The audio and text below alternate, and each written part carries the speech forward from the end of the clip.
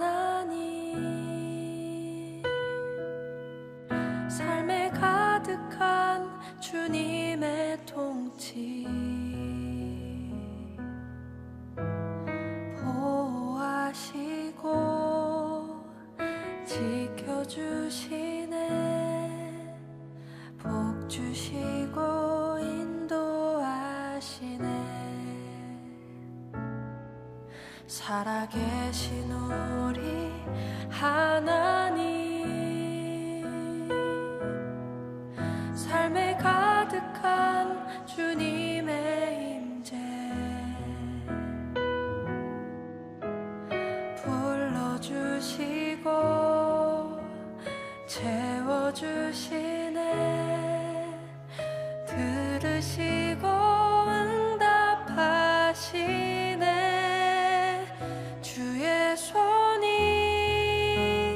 붙드시네, 흔들리는 우리의 삶을 주의 손이 고치시네. 상한 우리의 마음을 함께 찬양합시다. 전능하신 우리 하나님, 삶에 가득한 주님의 통치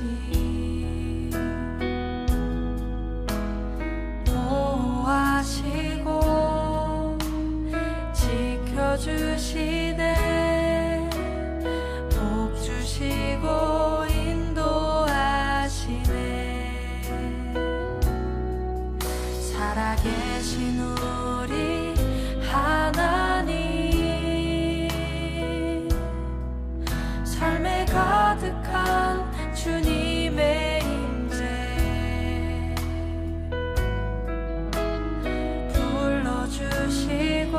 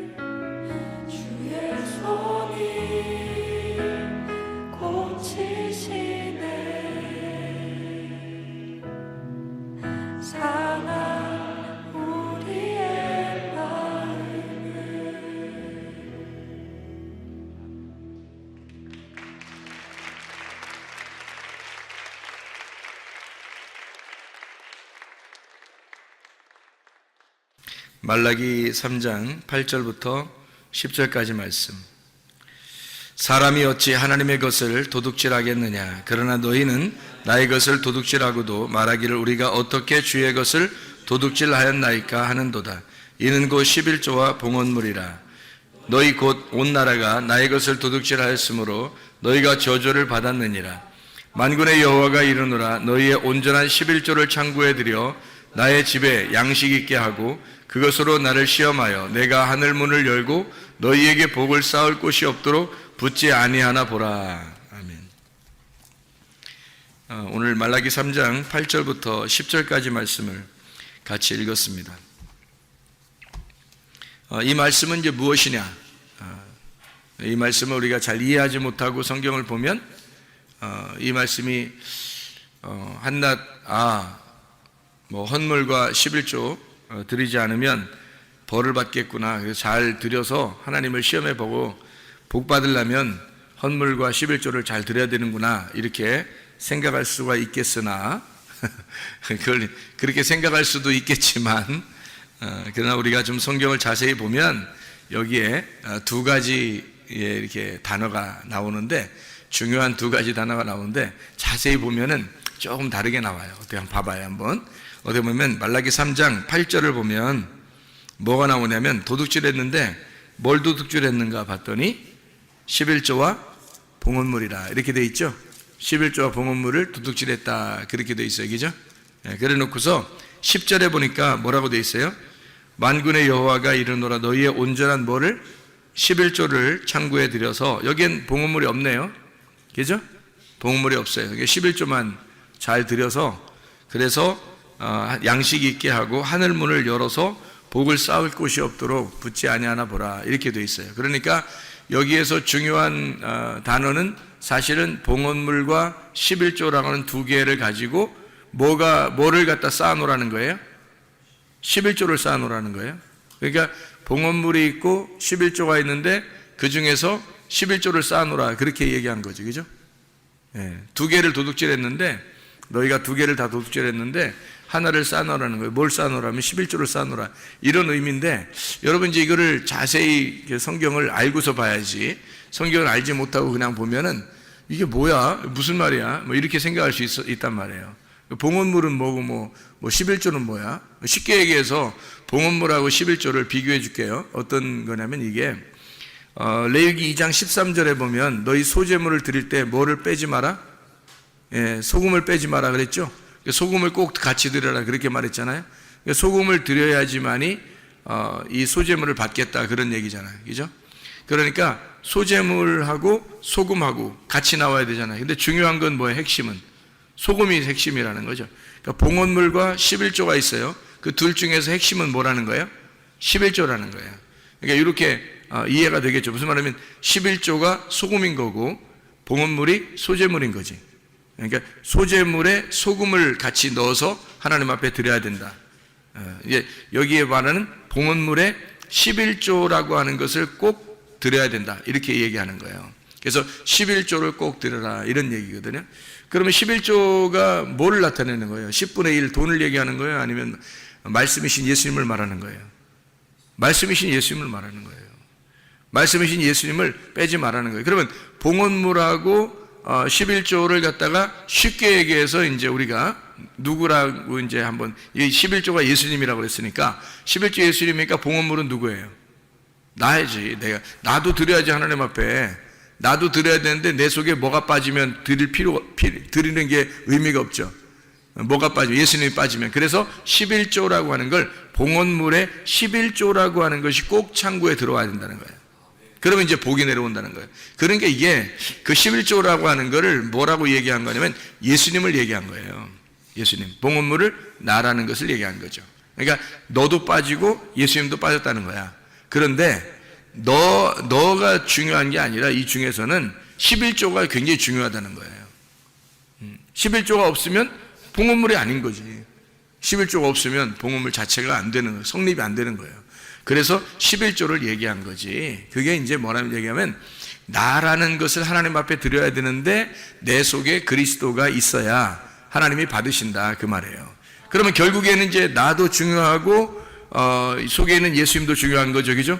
봉헌물도 중요하고 11조도 중요한 거지. 그 중에 핵심은 11조라는 거죠. 소제물도 드려야 하고 그 속에 소금도 들어가야 되니까, 소제물에 소금이 들어가야 되니까 소금이 더 핵심인 거죠. 그러니까 소금이 핵심인데 소금 없이는 이 소제물은 드려봐야 의미 없다는 거예요.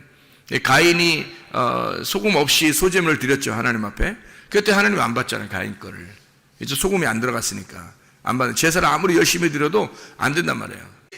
성경을 영적으로 이렇게 보고 말씀을 이렇게 좀 깨닫고서 이렇게 보잖아요. 그러면 창세기부터 요한계시록까지 엉뚱한 얘기하는 거 아니에요. 사람들 11조 안 내면 저주를 받는다, 무슨 헌금을 이렇게 해야 된다, 저렇게 해야 된다, 요즘은 드리라, 드리지 마라, 별 얘기를 다 하는 거예요. 근데 그런 얘기가 아니죠, 사실은. 여기에 있는 것은 네 안에 그리스도를 드려야 된다, 그런 얘기예요. 봉헌물에 11조가 꼭 필요한 거다. 하나님 앞에 그거 가져와라, 그거예요. 아니, 예수님이 있는 사람이 그냥 그냥 하나님 앞에 그냥 교회는 맘대로 그냥 자기 맘대로 다니고 이러겠어요? 생각해 보세요. 그리스도가 속에 있는 사람은 교회가 자기예요. 그리스도가 교회라고. 그리스도가 교회고 교회가 그리스도예요, 그 사람은. 그러니까 자기의 삶이 오직 그리스도 중심으로 사는 거죠. 그러니까 자기 삶이 전체가 이렇게 있다면, 봉헌물이라면, 삶으로 하나님 앞에 예배를 드린다면 그 중에 교회가 11조인 거죠. 그러니까 교회가 굉장히 중심인 거예요. 자기의 삶이 언제나 생각이 다 교회로 집중되는 거죠. 왜냐하면 자기의 삶이 전체가 봉헌물이니까. 그렇죠? 자기의 삶이 다 봉헌물인데 그 안에 교회라고 하는 것이 핵심이다. 그렇게 되는 거죠. 이것이 이제 그 창세기 2장 7절에 보면 뭐예요? 흙에다가 뭐가 들어왔어? 생기가 들어왔어요. 그러니까 흙이 중요해, 생기가 중요해? 둘 다 중요해요. 둘 다 중요한데 어떤 게 더 핵심이에요? 생기가 더 핵심이죠. 그게 생명인 거예요. 그러니까 흙도 중요한 거예요. 왜? 생기 혼자 떠돌아다니면 그냥 영이 혼자 떠돌아다니는 거지 그건 사람이 아니잖아요. 그냥 영이지. 영이 혼자 돌아다니는 거잖아.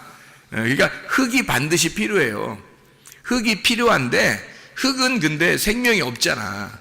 그죠? 생기가 생명이 있단 말이야. 그래서 생기가 없는 흙은 의미가 없는 거지. 그러니까 흙이 나고 속에 생기가 말씀이신 예수님이죠. 나는 사실 살아있는 게 아니죠. 생기라는 말씀이신 예수님이 내 안에 들어올 때 내 몸이 오히려 살아난 거죠. 살아있는 거지. 그러니까 나 자신이 하나님 앞에 봉헌물이에요. 그런데 나라는 봉헌물이 예수 그리스도라는 11조가 내 속에 없으면 나라는 봉헌물을 하나님 안 받는 거죠. 생명이 없으니까 나라는 흙덩어리를 뭐하러 받아요? 살아있어야 받는 거지. 그래서 생기가 들어오면, 흙에다가 생기가 들어오면 이 생기를 가지고 있는 살아있는 홀이 되는 거예요. 하나님의 그 제사장, 하나님의 제사장이 돼서 에덴 동산을 지키는 자가 되는 거죠. 에덴 동산을 농사하는 자가 돼요. 예배하는 자가 되는 거예요. 그게 창세기 2장 7절에 말하는, 창세기 2장 5절에 농사할 자를 만들어 아바드 한다 그랬죠.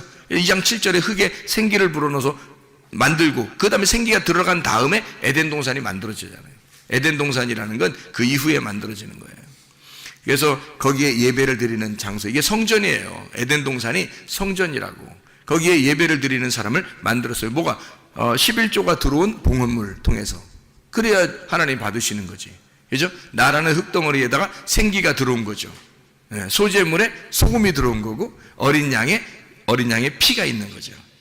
그게 생기예요. 그거가 있어야 살아있는 혼이고 그게 예배를 드리는 자란 말이죠. 그게 제사장이라는 거예요. 그러니까 성경이라는 건 전체적으로 이렇게 파악되지 않으면 성경을 보기가 힘든 거예요. 그러니까 거기 단어가 이렇게 나오면 그 단어만에 막 집중한단 말이에요, 사람들이. 그러니까 단어에 집중하지 말라는 뜻이 아니에요. 그 의미를 알아야죠. 근데 단어에 집중하다 보니까 다른 걸 놓치는 거예요. 다른 걸 놓치니까 앞에서는 이렇게 얘기했는데 뒤에서는 다르게 얘기하고, 앞에서는 다르게 얘기했는데 뒤에서는 이렇게 얘기하고, 이렇게 된단 말이에요. 그러면 성경이 틀려지죠. 자기가 생각대로, 임의대로, 생각한 대로 성경을 얘기하는 거예요. 그러면 안 되는 거죠. 성경이 다 일치가 되는 거죠. 성경이 일치가 되니까 창세기부터 요한계시록까지 사실은 하나를 설명하려고 하는 거예요. 누구를? 예수를 설명하고 싶어서 이걸 성경을 갖다가 써놓은 거니까 그 예수를 갖다가 잘 우리가 발견해내는 것은 밭의 보화를 발견해내는 거고, 그 보화를 발견했을 때 내 모든 것을 잃어버리고 그 보화를 이 밭을 사는 것은 당연한 거라는 거죠. 그러니까 나의 십자가를 지고 주를 따라가는 것은 당연한 거다. 주님을 발견했을 때는. 근데 주님 발견하지 못하면 주님을 따라간다는 것은 뭐 힘든 일이죠. 억지로 해야 되죠. 왜냐하면 자기가 보화도 발견하지 않았는데 그 밭을 살라고 해봐요. 자기 모든 걸 팔아서 밭을 살라고 생각해봐. 보화도 없는데. 그러면은 이제 어려운 거예요. 근데 보화를 발견하면은 자기 재산을 다 팔아서 밭을 사는데 행복한 거야. 기쁜 거예요. 왜냐면 보화를 발견했으니까. 그러니까 그렇게 살아도 행복한 거죠. 기쁜 거지. 자기 자신의 삶이 예배가 되는 거예요. 자기 자신의 삶이 하나님과의 동행이고 교통이 되는 거예요. 그 자체가 기도고 예배가 되는 거라는 거죠. 그럼 이제 살만 나는 거예요. 마치 소금이 곁들여 있는 맛이 나는, 빛이 와가지고 밝게 빛나는 그런 삶을 살게 되는 거죠. 어둠의 삶이 아니라 빛의 삶을, 맛이 없는 삶이 아니라 소금의 삶을 살게 되는 거예요. 그래서 빛과 소금이라 그렇게 말한 거고, 소금과 빛으로 우리에게 설명해 주고 있는 말씀들입니다.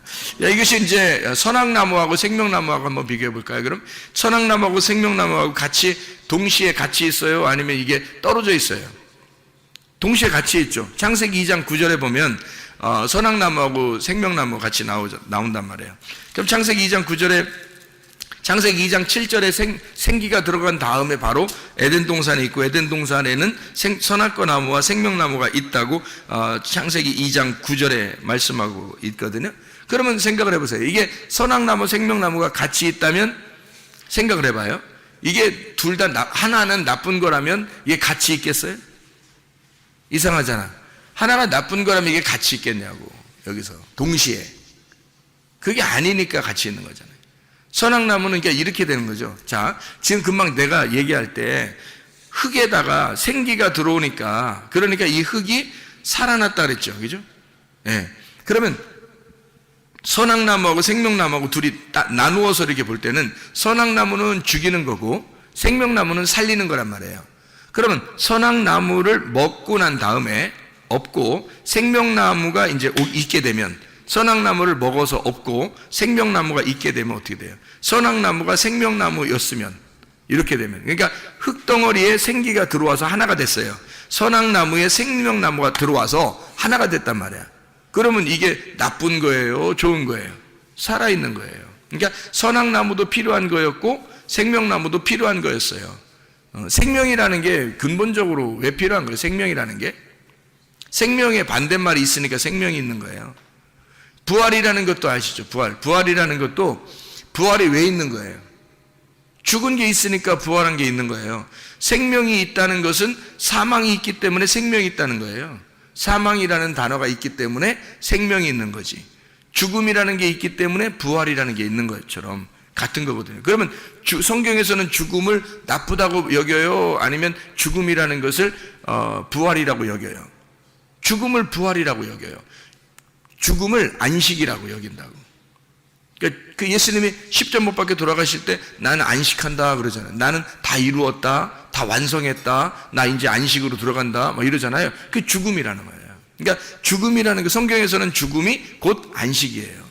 그러니까 왜 그렇게 말해요? 우리가 세상에서 말하는 건 죽음은 나쁜 거고, 그리고 부활은 좋은 거고 이렇게 하는데, 성경에서는 그렇게 다루지 않는다고. 그러니까 선악과 나무도 나쁜 거, 생명나무 좋은 거 이렇게 구분하지 않는다는 거죠, 사실은.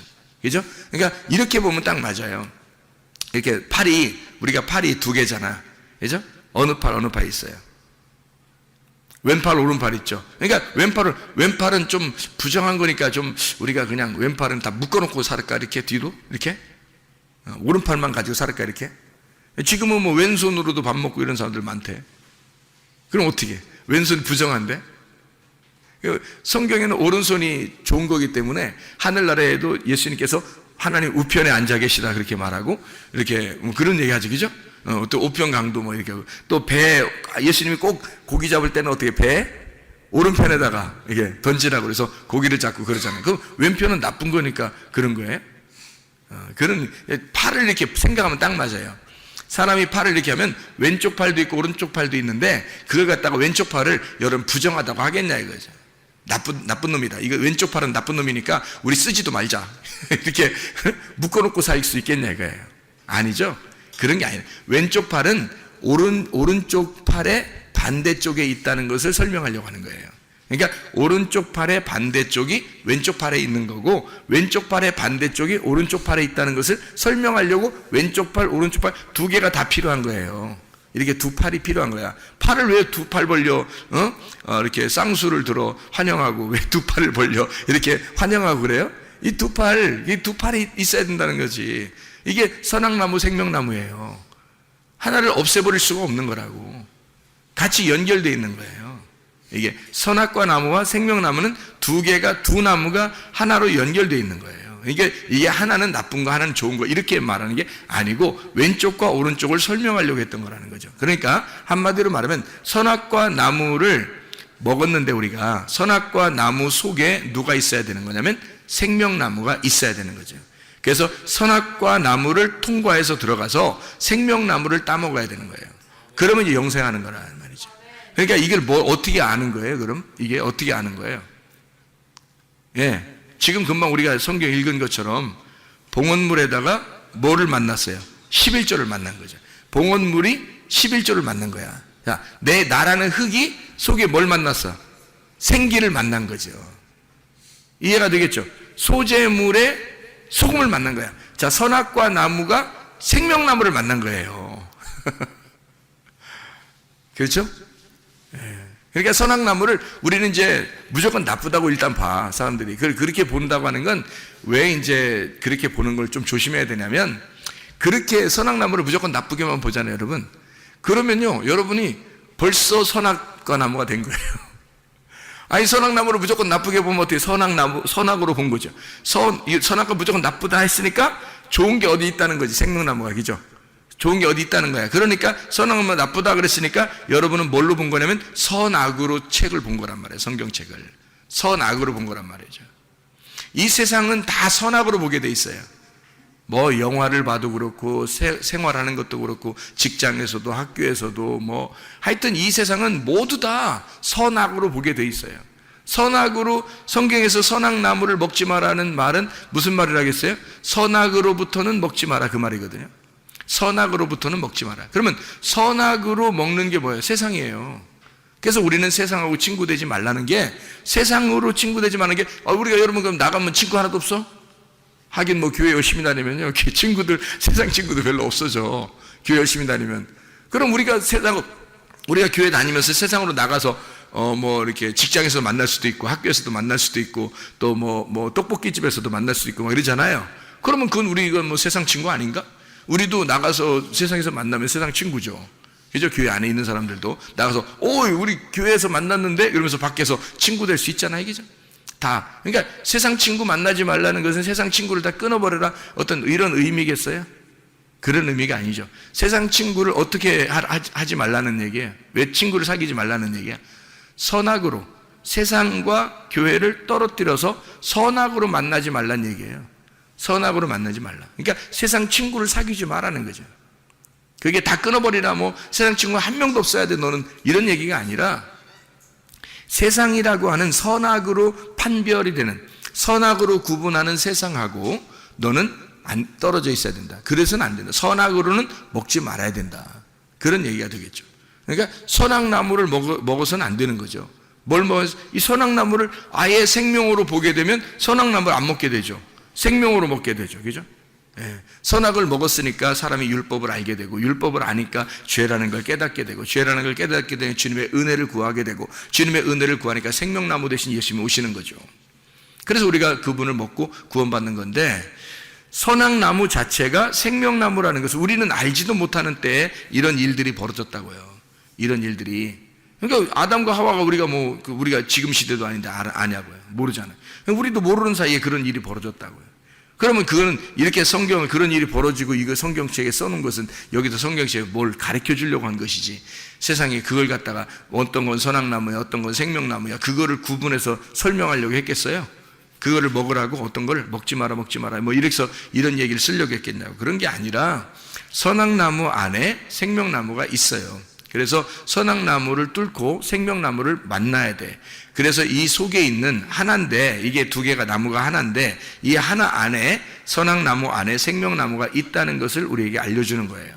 이게 두 개로 이렇게 나누면 벌써 우리는 세상과 나를 완전히 구분해내는 거예요. 그래서 세상 친구 사귀지 말라고 할 때도 그렇게 사람들이 구분해서 막 교회와 세상을 구분해놓고 막 이렇게 한단 말이죠. 그런 의미가 아니에요. 성경에서는 그런 의미가 아니더라고요. 제가 이게 성경을 이렇게 은혜를 받고 이해를 하다 보니까 그런 의미가 아니고, 하나님은 여전히 세상에 있는 사람들도 사랑하시고 교회에 있는 사람들도 사랑하신다는 거예요. 모두 다 사랑하시는데 그 안에 핵심이 빠지면 안 된다, 이런 얘기거든요. 핵심이 빠지면 안 된다. 그래서 선악으로는 먹지 마라, 생명으로 먹어라, 이 말이에요. 그게 이제 생명나무, 선악나무예요. 그러니까 이것을 구분해 놓고 그렇게 이야기해서는 안 된다, 이런 얘기고요. 하나님이 많은 땅에서 땅이 이렇게 여러 이게 있잖아요. 흙이 있잖아요. 그 중에 하나의 흙을 선택을 해가지고 그걸 갖다가 빚어서 만들어가지고요, 생기가 불어넣어 들어가거든요. 그러면 여러 중에서 하나의 그 흙이 있잖아요. 여러 개의 흙이 있지만 그 중에 흙 한 덩어리를 딱 취해서 거기다 생기가 들어가잖아요. 창세기 2장 7절에 보면. 그죠? 그러면 이게 이제 뭐냐고, 이게. 하나님께서 이걸 선택하는 거죠. 우리가 그리스도의 생기를, 말씀을, 영생을, 우리가 이 생명을 얻게 된 것은 바로 하나님의 선택이에요. 하나님이 그 흙을 선택을 한 거예요. 이렇게 선택을 해서 거기다 생기를 불어넣은 거예요. 그러니까 우리가 이렇게 있는 거죠. 그러니까 우리가 잘나서 그렇게 된 게 아니라 우리 속에 이 가인이라는 사람이 있죠. 가인이 원래 누구냐면 나예요, 나. 그러면 가인이 난데, 아담이라고 하는 아담과 하와가 있는데, 아담과 하와가 가인이라는 사람을 낳았어요. 그러면 이 가인이라는 사람을 낳았을 때, 첫 번째 아담이 가인이라는 사람을 낳았을 때 이 가인이라는 사람이 그냥 완전했다면, 그러면 더 이상 아벨이나 셋이나 필요 없죠. 그러니까 가인을, 아벨이라고 하는 자를 제사를 드림으로써 가인이 아벨의 제사를 드리고, 그리고 셋으로 다시 나타나야지 그게 이제 온전한 사람이 된다, 이런 얘기거든요. 그러니까 가인이 아벨을 드렸다, 그러면 가인이 아벨을 드린 것 자체가 뭐를 의미하는 거예요? 소제물에 소금이 들어간 거예요. 그러니까 소금이 누군 거예요? 그러니까 아벨인 거지. 그래서 가인이 혼자 제사를 드렸을 때는 하나님 안 받잖아요. 그런데 아벨을 갖다가 죽이니까 하나님이 나타나시죠. 아벨하고 이렇게 가인이 아벨을 갖다 드리니까 막 드린 거라기보다도 이게 죽인 거죠. 들에 나가서 죽였는데, 근데 그게 이제 아벨의 피가 그 땅에 쏟아졌어요. 그 모습이 다 누구의 모습이에요? 하나님의 아들의 모습이거든요. 하나님의 아들로 이 땅에 가인을 위해서 하나님의 아들이라는 아벨이 이 땅에 내려와서 그가 수증기처럼, 수증기처럼 이렇게 호흡이 날아가면, 그러면 셋이라는 하나님의 이름을 받게 된다는 얘기예요. 이렇게 가인과 아벨과 셋을 통해서 이렇게 연결되는 내용이죠. 그러니까 소제물에 소금이 필요한 것처럼 그런 말씀이에요. 그러니까 우리는 우리의 그 행함이라는 게 있죠. 행함으로 구원 받아요, 못 받아요? 못 받죠. 행함으로는 구원 못 받아요. 믿음으로 구원 받죠. 그죠?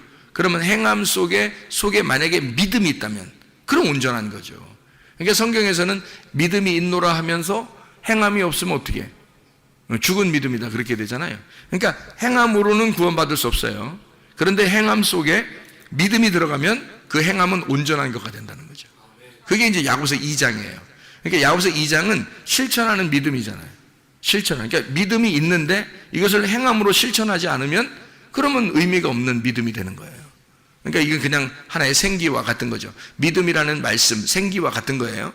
그런데 이게 행함이라는 걸 통해서 이 믿음이 살아있는 거죠. 온전해지는 거잖아요. 그러니까 행함과 믿음은 같은 거라는 거죠, 이게. 그러니까 이게 함께 있는 거예요. 마치 이제 흙덩어리에 생기가 들어가 있는 것처럼. 그냥 흙덩어리 자체로서는 구원받을 수 없죠. 행위 자체로서는 구원받을 수 없어요. 그런데 그 속에 믿음이 들어가면 온전해진 믿음이 된다. 그러니까 행위 자체가 완전해진다. 그런 얘기가 되는 거죠. 그러니까 이렇게 그 속에 있는 그 속사람과 겉사람을 얘기하는. 속사람과 겉사람을 얘기하니까 껍데기와 알맹이를 얘기하는 거겠죠. 그죠? 그러니까 알맹이가 보호를 받으려면 뭐가 필요하다? 껍데기가 필요한 거예요. 그러니까 속사람이 진짜 보호를 받으려면 어떻게, 뭐가 필요해요? 겉사람이 필요한 거죠. 겉사람을 갖다가 그냥 겉사람을 다 없애버려, 그냥 때려, 겉사람을 때려, 겉사람을 찔러, 겉사람을 갖다가 이제 막 미워해, 속사람만 좋아해, 뭐 이렇게 그런다면 참 이상하죠, 그죠? 겉사람이 난데 이 속에 그리스도가 속사람인데, 그러면 속사람인 이 그리스도가 나로 인하여 이 속사람이 온전해지는 거잖아요. 그러니까 이 속사람인 예수가 내 속에 들어왔으면 나를 통해서 완전해지는 거예요. 자, 믿음이 예수님이죠. 행함이 나죠. 그럼 믿음이 내 안에 들어와서 내 행함을 통해서 믿음이 온전케 되잖아요. 예수가 살아있다는 것이 나를 통해서 온전하게 되는 거죠. 그렇죠?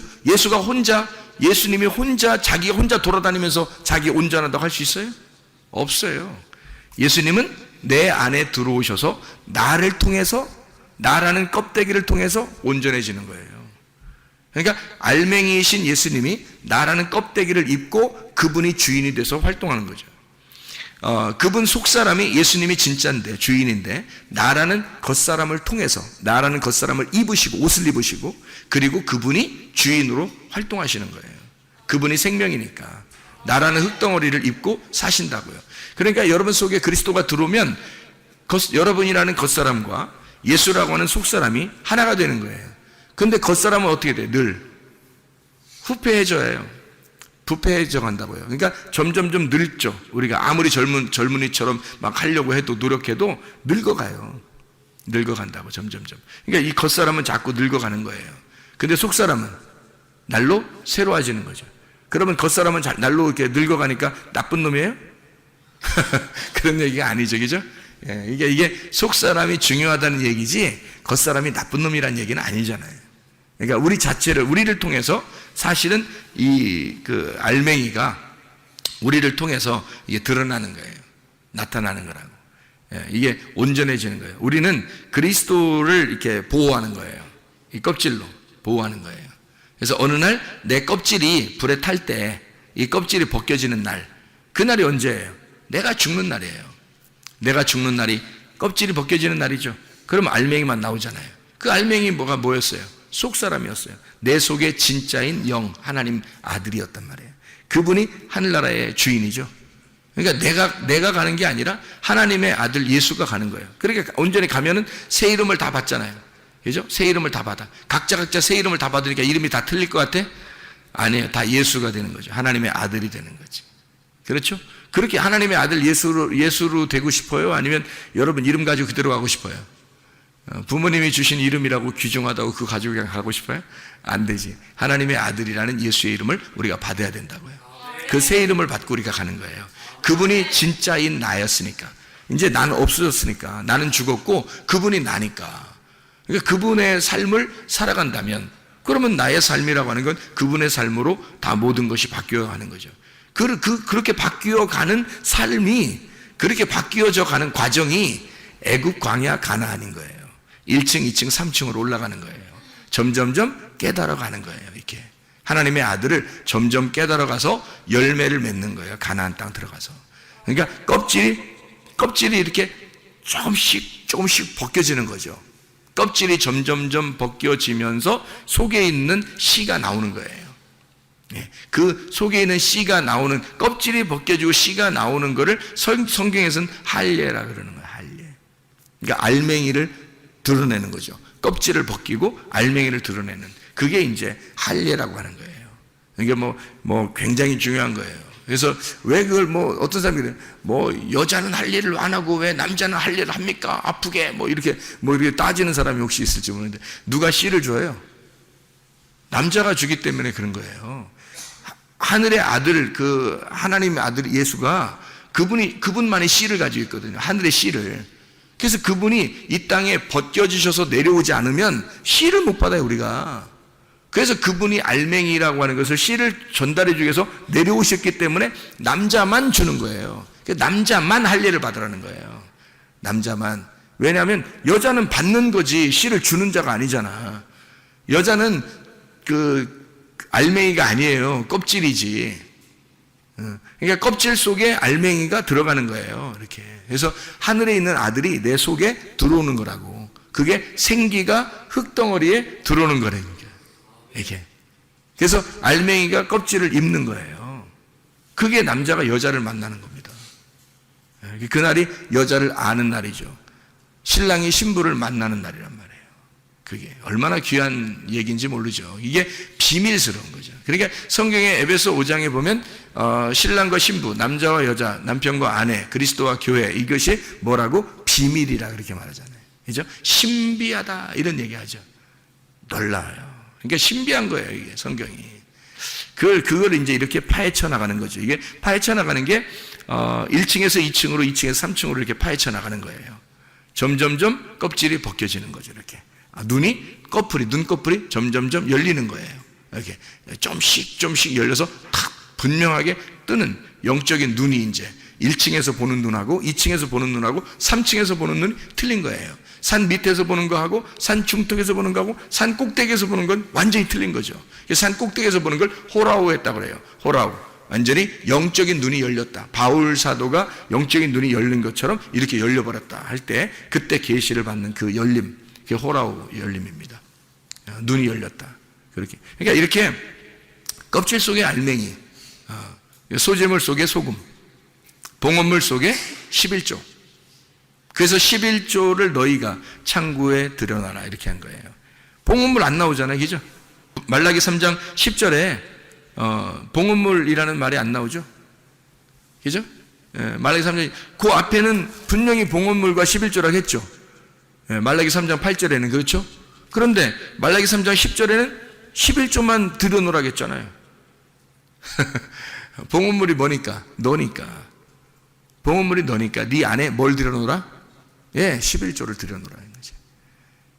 그러면 온전한 봉헌물이 되는 거죠. 그게. 그 11조가 들어오지 않으면 온전한 봉헌물이 되지 않아요. 11조는 11조고 봉헌물은 봉헌물 되는 거죠. 그러니까 우리가 이 헌금을 드려도 말해요. 말씀이 육체로 오셨죠. 말씀이 육체로 오신 예수님이잖아요. 그러면 육체를 어떻게? 육체를 십자가에 매달아 죽으면 말씀이 남죠. 그러니까 육체라고 하는 물질을 하나님 앞에 드리면 그러면 말씀이라는 성령이 남는단 말이에요. 그게 진짜라는 거죠. 그렇죠? 그러니까 말씀이 육체를 입고 내려오는 게 하나님의 아들이 육체를 입고 내려오는 거가 먼저고, 먼저 내려오면 그것이 여기서 이제 껍질을 까야죠. 그래서 육체라고 하는 것을 십자가에 매달아 죽이면 말씀이라는 것이 남는 거예요. 그러니까 이걸 껍질을 까면 물질을 하나님 앞에 이렇게 십자가에 매달아 드리면 물질을 우리 자신을 십자가에 매달아 들어요. 그럼 뭐만 남느냐면 이게 십자가에 부활하신 예수만 남는 거예요. 그러면 그게 11조란 말이에요. 그 온전한 11조가 예수, 부활하신 예수님이라고. 그분을 가져오라는 거예요. 자기 아들을 좀 가져오라는 거예요. 그게 11조예요. 그러니까 진짜 여러분이 하나님의 아들을 만나지 못하면 예배는 안 되는 거죠. 11조가 없는 거죠. 11조 없는 봉헌물이 되는 거예요. 그러면 한마디로 말하면 흙덩어리만 앉아있는 거예요. 생기 없이. 그러면 안 되죠. 그러니까 생기가 들어와야 돼요. 하나님의 말씀이라는 그 생기가 들어와서 살아있는 자가 돼야 된다는 거죠. 그래야 여기 앉아있는 것도 예배가 성립하는 거예요. 네. 그런 얘기들을 이게 하고 있는 내용들이에요. 성경에서는. 이게 다 이게 보면, 들어보면 어떻게 해요? 일치가 되죠, 이렇게. 성경이라는 게, 이게 이렇게, 이래서 이때는 이렇게 얘기하고, 이때 이렇게 얘기했구나. 이 일치가 되는구나. 그게 복음인 거죠. 이게 일치가 안 되면 진리가 아닌 거예요. 사람이요, 진리라는 건 뭐가 진리냐면, 거짓이 없는 게 진리예요. 이게 감춰진 거 드러나면 그게 진리라는 거거든요. 알레테이아라는 게 란다노, 아하고 란다노예요. 란다노가 감춰진 거고 아가 부정이 감춰지지 않았다는 얘기거든요. 감춰진 것이 벗어졌다는 얘기야. 그러니까 사람이 외식적이고 뭐 이렇게 다른 말하고 이러잖아요. 그게 거짓말이란 말이에요. 그러니까 이게 벗겨지지 않고 껍질이 이렇게 딱 있으면요, 이게 진리가 아닌 거예요. 거짓인 거예요. 그래서 여기서 껍질을 벗겨내면 진리가 되는 거거든요. 그 진리는 항상 변함이 없어요. 항상 변함이 없다고. 그래서 진리는 언제나 옛날이나 지금이나 앞으로는 계속 진리 똑같아요. 그래야 진리인 거지. 그래서 성경의 진리라고 하는 것은 뭘 진리라고 하는 거면, 그러면 야 너 진실하게 얘기해봐. 물론 그것도 진리죠. 야 너 거짓말 하지 마. 너 진실하게 얘기해봐. 그것도 진리겠지만 성경에서 말하는 진리는 옛날 창조 때나 예수님 시대 때나 지금의 시대나 앞으로 이제 주님 재림하실 때까지도 모든 여기에 있는 말씀이 일치가 된다는 거죠. 그걸 진리라고 하는 거예요. 예수 그리스도가 오셔서 이 말씀을 벗겨낸 껍질을 벗겨서 뚜껑을 열어놔 이 계시로 이것이 이제 열렸단 말이에요. 비밀이 사라졌단 말이에요. 감추어진 것이 없어진 거예요. 그것이 그때나 지금이나 똑같은 말씀이 돼야 된다는 거죠. 이게 같은 말씀이 돼야 된다는 거예요. 그거를 진리라고 그래요. 자, 우리가 이것을 여기 있는 걸 컵이라고 그러잖아요. 여기 지금 컵 있잖아요. 컵이 있는데 컵을 갖다가 이게 100년 후에도 컵이라고 해야 되고 10년 후에도 컵이라고 해야, 1000년 후에도 컵이라고 해야 되겠죠. 그죠? 그래야 진리인 거지. 이걸 갖다가 뭐 지금은 컵이라고 했는데 100년 후에는 뭐 책상이라고 그러고 뭐 1000년 후에는 무슨 뭐 의자라고 그러고 뭐 이러면 안 되잖아요. 그럼 진리가 아닌 거죠. 무슨 말인지 알겠죠? 성경이라고 하는 게 창세기부터 요한계시록까지 이게 일치가 돼야 된다는 거죠. 그거를 이제 깨달게 되면 아하 이 열린 거구나 이렇게 되는 거죠. 그게 이제 깨달으면 그게 열리면 그 눈이 열리면 이제 이게 보이는 거예요. 보이기 시작하는 거예요. 이 성경이 감추어진 것이 여는 거죠. 아 말씀이 이렇게 되었구나 그렇게 알게 된. 그러니까 진리를 얘기하면은 그 진리는 항상 진짜기 때문에요. 이것은 하나님이 보호합니다. 하나님이 그거를 지켜야 해요. 보호하시고 지켜낸단 말이에요. 왜냐하면 그것마저도 하나님의 보호를 받지 못하고 음부의 관세가 이겨버리면요, 이 진리가 파괴되면 이 땅에서는 희망이 없어요. 하나님의 빛이 파괴가 될 수 있나요? 하나님의 교회가 파괴될 수 있나요? 하나님의 진리가 파괴될 수 있나요? 그럴 수 없습니다. 하나님은 그 진리를 지키는 거예요. 그 빛을 지키는 거라고 하나님이요. 그래서 우리에게 복음을 먼저 주시고 그 복음 준 그 사람을 하나님이 보호하신단 말이에요. 그게. 그러니까 여러분 속에도 여러분이 그냥 하나님 나 뭐 동행해 주세요 뭐 그렇게 안 해도 돼요. 진리의 말씀이 여러분 속에 들어오면 그 복음이 그리스도의 복음이 여러분 속에 들어오면 하나님은 여러분과 동행하십니다. 반드시. 그러니까 주님과 동행하다가 주님 만나시기를 바랍니다. 하나님 아버지 사랑과 은혜를 감사합니다. 아버지 하나님 우리의 속에 11조 되신 예수 그리스도를 간직하고 그 예수 그리스도의 그 비밀이 우리 속에서 드러나 하나님 주님과 동행하다가 주님 만나게 도와 주시옵소서. 예수 그리스도 존귀하신 이름 받들어 기도 올리옵나이다. 아멘.